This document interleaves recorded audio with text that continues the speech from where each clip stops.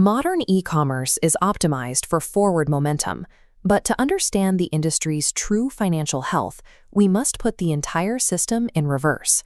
Consumers now send back more than $640 billion worth of merchandise every year. In the U.S. alone, the merchandise return liability reached $890 billion in 2024.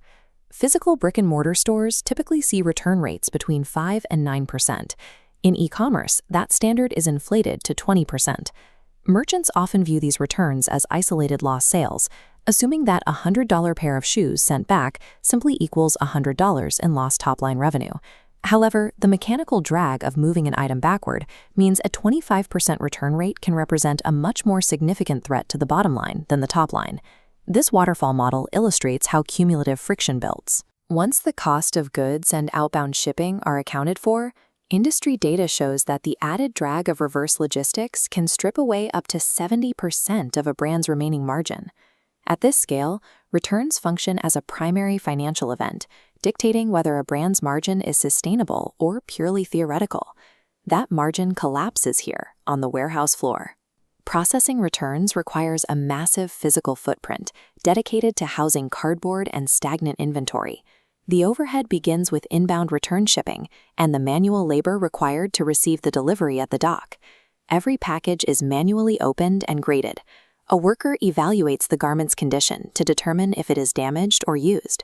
If the item passes, it enters the restocking phase, requiring new packaging and retagging, and the digital systems cost of reintegrating the SKU back into available inventory.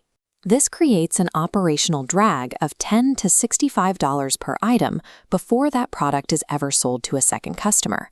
While the consumer sees a simple refund, the merchant absorbs an invisible $10 to $65 processing fee on every returned unit. Physical processing is only part of the loss. Items also suffer inventory depreciation, losing value as they miss peak demand windows while sitting in transit. Statistically, the survival of a returned package follows two distinct paths. 48% follow Path A.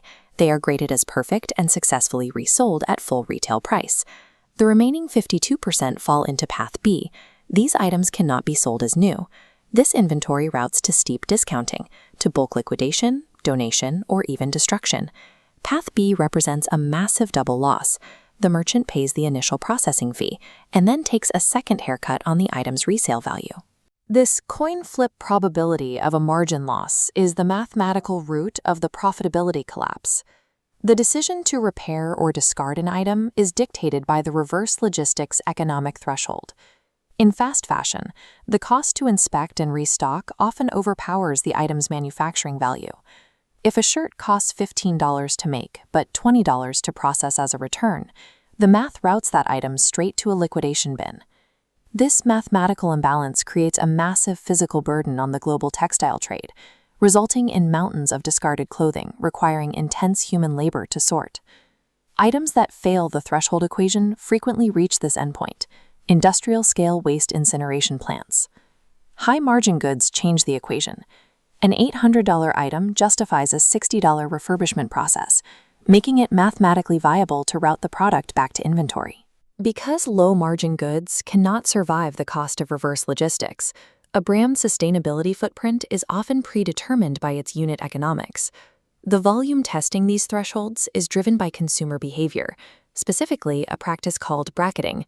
63% of shoppers buy multiple sizes or colors, intending to return most of them, using the supply chain as a personal fitting room. While sizing and fit drive most returns, a distinct segment, 9 to 14%, is deliberate fraud. Wardrobing, purchasing an item for one-time use and returning it as new, accounts for 73%. Universal return policies effectively subsidize a $100 billion black hole of consumer abuse and first-party fraud. The era of universal free returns is ending. Finally, merchants must address Path B, the returns that cannot be resold as new. Re-commerce routing provides a profitable alternative to liquidation.